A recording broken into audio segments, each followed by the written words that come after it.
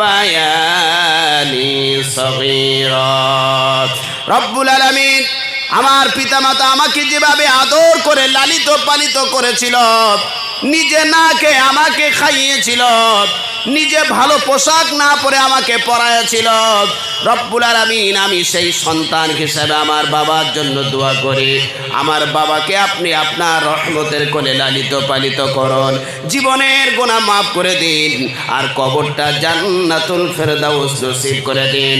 ও মুসলমান ভাইরা, কোন সন্তান যদি বাবা মায়ের জন্য এইভাবে দোয়া করতে পারে, বিশ্ব নবী সাল্লাল্লাহু আলাইহি ওয়াসাল্লাম বললেন আল্লাহ পাক রব্বুল আলামিন ওই সন্তানের দোয়াটা আল্লাহ কবুল করে থাকেন। আর সন্তানের দোয়া কবুল হওয়ার কারণে আল্লাহ রব্বুল আলামিন তার পিতামাতার কবরটা আল্লাহ জান্নাতুল ফেরদাউস নসিব করে দিয়ে থাকেন। একবার জোরে বলুন সুবহানাল্লাহ।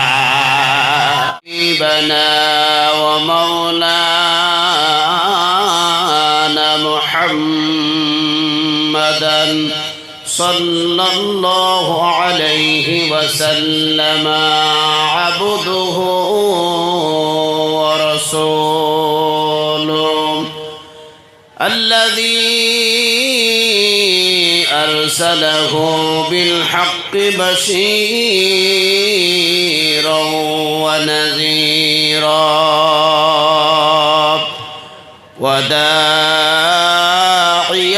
إلى الله بإذنه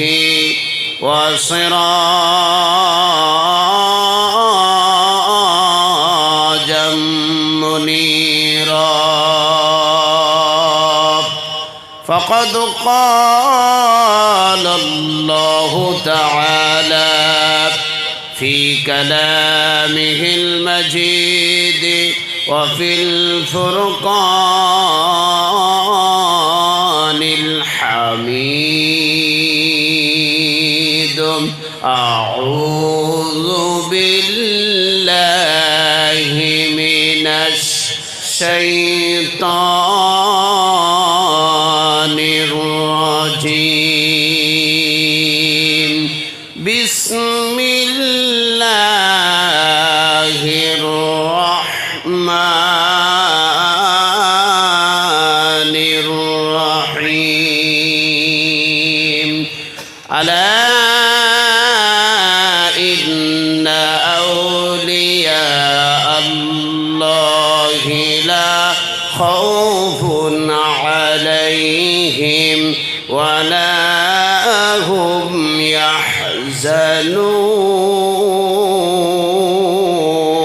يحزنون وقال الله تعالى رب اشرح لي صدري ويسر لي أمري واحلل عقدة من لساني يفقه قولي قالوا سبحانك لا علم لنا إلا ما علمتنا آمنوا صلوا عليه وسلموا تسليما اللهم صل على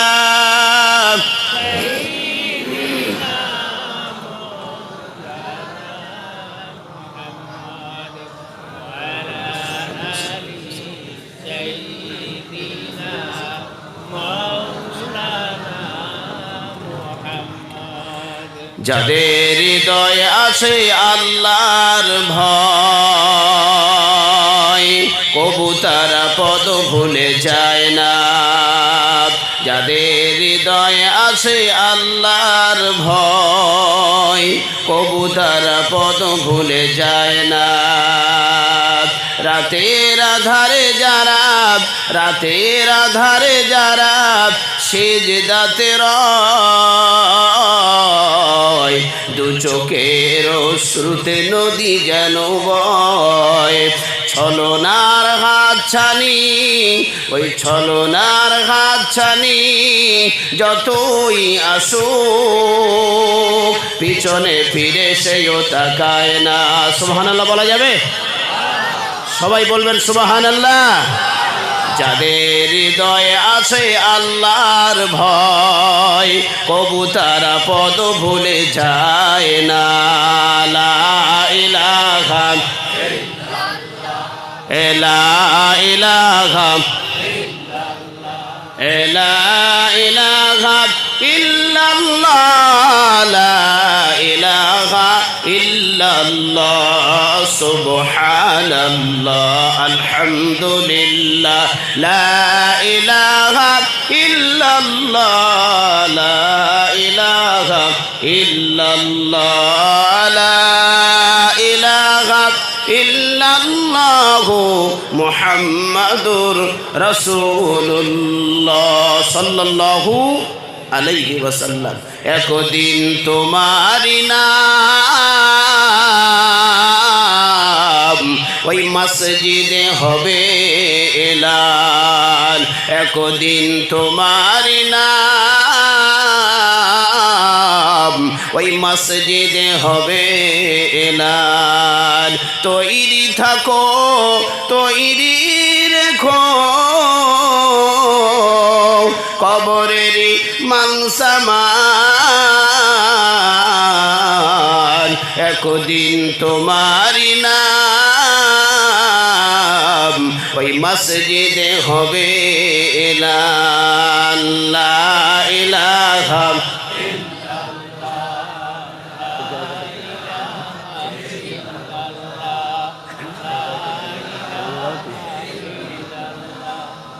লা ইলাহা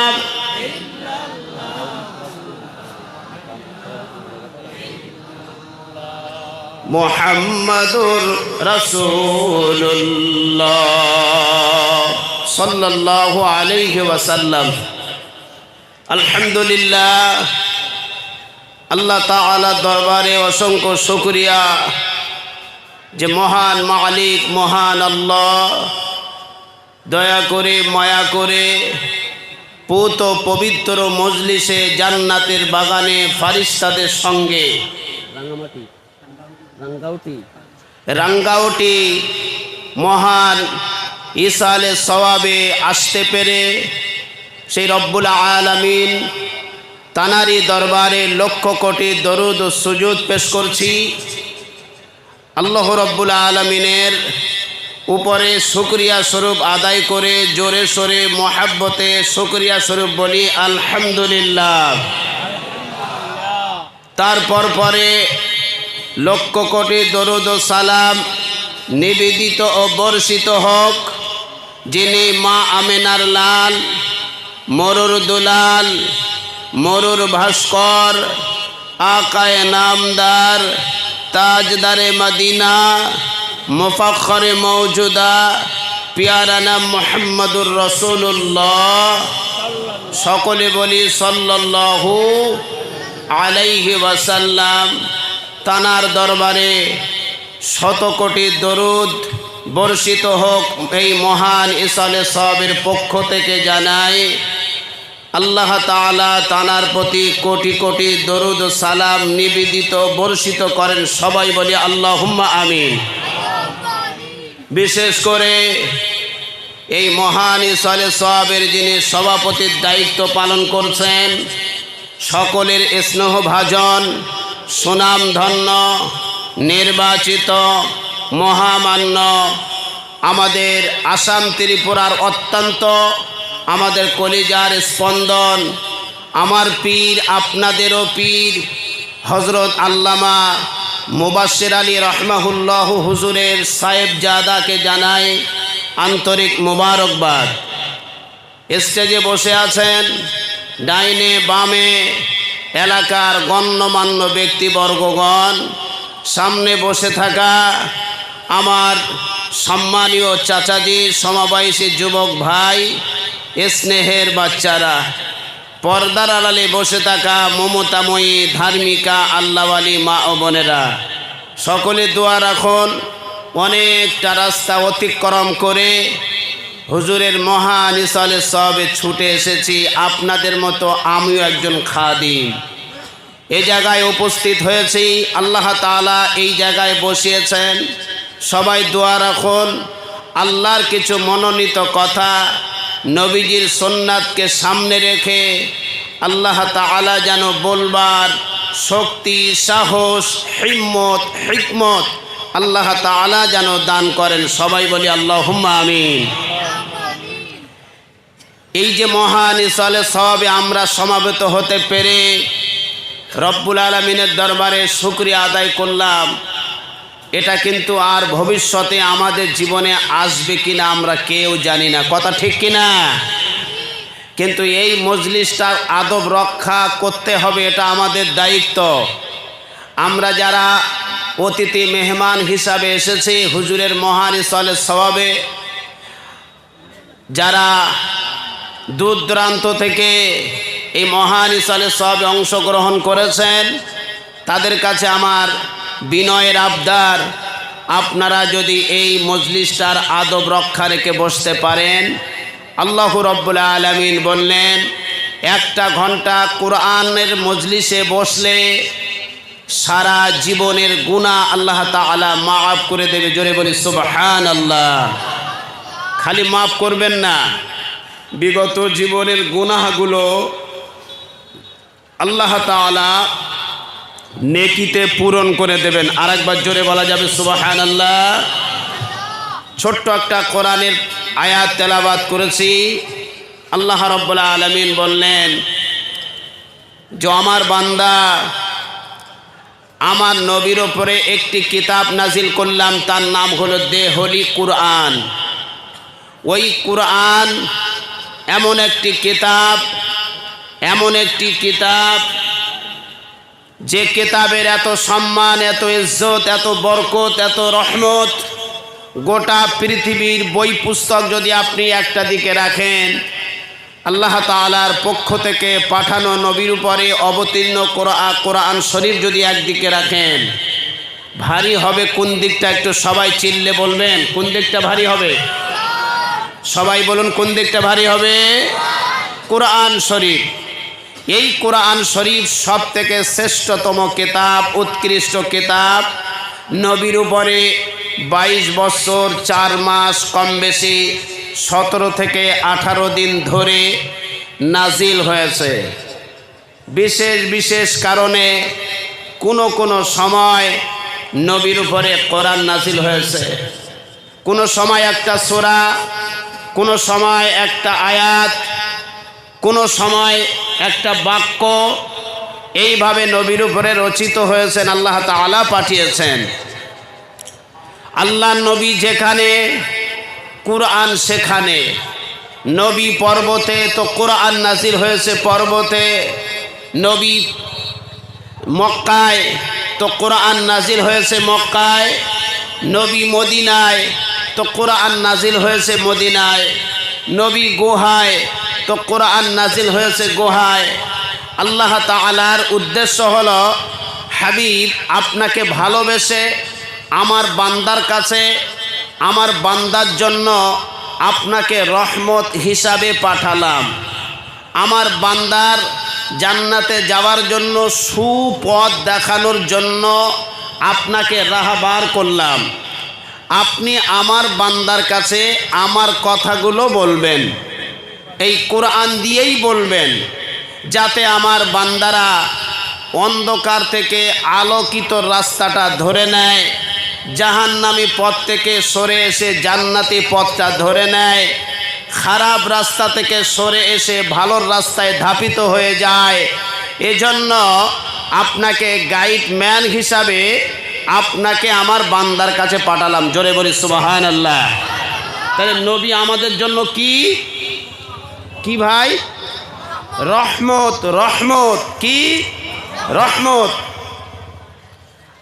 আল্লাহ তাআলা কোরআনে হাকিমে বললেন, কিতাবুন আনজালনাহু ইলাইকা লিতুখরিজান নাসা মিনাজ যুলুমাতি ইলান নূর। সবাই বলি আল্লাহু আকবার। কোরআন শরীফের পারা নম্বর 13, সূরার নাম সূরা ইব্রাহিম, আয়াত নম্বর 1। আমার মুসলমান ভাইয়েরা, আল্লাহ রাব্বুল আলামিন নবীর উপরে যে কুরআনুল কারীম আল্লাহ তাআলা পাঠালেন, এই কুরআনুল কারীম এত বরকতপূর্ণ একটি কিতাব, এত বরকতপূর্ণ পাওয়ারফুল কিতাব। এই কিতাবের আল্লাহ তাআলা 49টি নাম দিয়েছেন। এই কুরআন পড়লে গুনাহ মাফ হয়ে যায়, এই কুরআন পড়লে চোখের দৃষ্টি ফিরে আসে, এই কুরআন সম্মান করলে আল্লাহ তাআলাকে কাছে পাওয়া যায়। আল্লাহ রাব্বুল আলামিন বললেন পৃথিবীর জমিনে সব থেকে মূল্যবান ইবাদত দুইটি। কয়টি? 1 নাম্বার হলো সালাত। ও বান্দা, তুমি যদি আমার কাছাকাছি হতে চাও, তুমি যদি আমার নিকটতম বান্দা হিসাবে আমার কাছে আসতে চাও, বান্দা তুমি একটা কাজ করবে। আমি আল্লাহ তোমার উপরে 5 ওয়াক্ত নামাজকে ফরজ করে দিয়েছি রে বান্দা। এই 5 ওয়াক্ত নামাজ তুমি টাইমে টাইমে টাইমে টাইমে মুয়াজ্জিন যখন আজান দেবে হাইয়া আলাস সালাত, ও বান্দা দুনিয়ার কাজটা সরায়া দিয়ে আমার ঘরে এমন করে আমার নামে তোমার পাক কপালটাকে সেজদায় দিয়ে আমার কাছে শুকর আদায় করবে, আমার হুকুমটা পালন করবে। আমি রব্বুল আলামিন তোমার হুকুম, আমার হুকুম পালন করবার জন্য আমি রব্বুল আলামিন জানায় দিলাম আমার বান্দা আমার সঙ্গে কথা বা কথনের মাধ্যম পেয়ে যাবে। আর আমি আল্লাহ জানায় দিলাম এর মতো বড় ইবাদত আর পৃথিবীর জমিনে কিছু নাই। 2 নাম্বার হলো, ও বান্দা শুনে রেখে দাও, এমন করে তুমি যদি 2 নাম্বার ইবাদতের ভিতরে ঢুকতে পারো, আমার কালামুল্লাহ শরীফ বেশি বেশি করে তেলাওয়াত করবে, আমার কোরআন বেশি বেশি করে পড়বে, ফজরের নামাজের পরে পড়বে, জোহরের নামাজের পরে পড়বে, এমন করে আসরের নামাজের পরে পড়বে, মাগরিবের নামাজের পরে পড়বে, ইশার নামাজের পরে পড়বে। এইভাবে তুমি আমার কালামুল্লাহ শরীফ যদি তুমি তেলাওয়াত করতে পারো, আমি রব্বুল আলামিন জানায় দিলাম তুমি সব থেকে আমার কাছের বান্দা হয়ে যাবে। একবার জোরে জোরে বলা যাবে সুবহানাল্লাহ। নারায়ে তাকবীর, নারায়ে তাকবীর। আমার মুসলমান ভাইরা, আমরা সবাই কোরআন পড়বো ইনশাআল্লাহ, বলি ইনশাআল্লাহ। আল্লাহকে হাত তুলে দেখায় দেন নারায়ে তাকবীর, নারায়ে তাকবীর। কোরআন পড়বো ইনশাআল্লাহ। ও মুসলমান ভাইরা, আমরা অনেকে আছি কোরআন শরীফ জানি না, আছি না নাই? ছেলেকে কলেজে পড়ায়, ছেলেকে দামি স্কুলে পড়ায়, মাস্টারকে 2000 টাকা মাসের মাইনে দেয়, কিন্তু নিজের ওই ছোট ছেলেটাকে যদি তার মা বলে একটা কাজ করো, আমার ছেলেটাকে ইমামের কাছে পড়তে দাও, একটু আখলাক শিখবে, একটু আল্লাহর কালামুল্লাহ শরীফ শিখবে, কারণ আমি মারা যাওয়ার পরে আমার সন্তান যদি আমার জন্য আল্লাহর কোরআন তেলাওয়াত করে দোয়া করে দেয়, আমি মারা যাওয়ার পরে আমার কবরের পাশে দাঁড়ায় যদি দোয়া করে, আল্লাহ নবী সাল্লাল্লাহু আলাইহি ওয়াসাল্লাম বলেছেন, ও দুনিয়ার সন্তানেরা শুনে রেখে দাও, আল্লাহ কোরআনে হাকিমে বলেছেন তোমরা তোমাদের বাবা মায়ের জন্য মাগফিরাতে দোয়া করবে। আল্লাহ কোরআনে শিখায়া দিয়েছেন রব্বির হামহুমা কামা রব্বায়ানি সগীরা।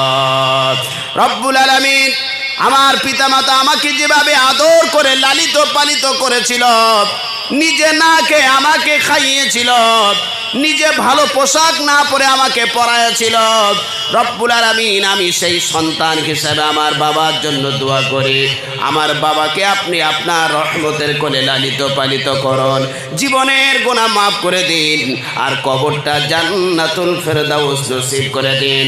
ও মুসলমান ভাইরা, কোন সন্তান যদি বাবা মায়ের জন্য এইভাবে দোয়া করতে পারে, বিশ্ব নবী সাল্লাল্লাহু আলাইহি ওয়াসাল্লাম বললেন আল্লাহ পাক রব্বুল আলামিন ওই সন্তানের দোয়াটা আল্লাহ কবুল করে থাকেন।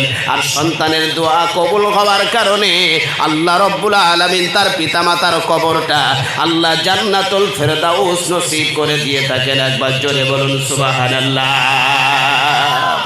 এজন্য আমরা যারা নামাজ পড়ব, আমাদের প্রতি যাদের নামাজ ফরজ হয়ে গেছে, আমাদের সন্তানদেরকেও বলবো বাবা নামাজটা মসজিদে পড়ো, আর ফজরের নামাজের পর ইমামের কাছে বসো, আল্লাহর কোরআন শরীফটা একটু শিখে নিও।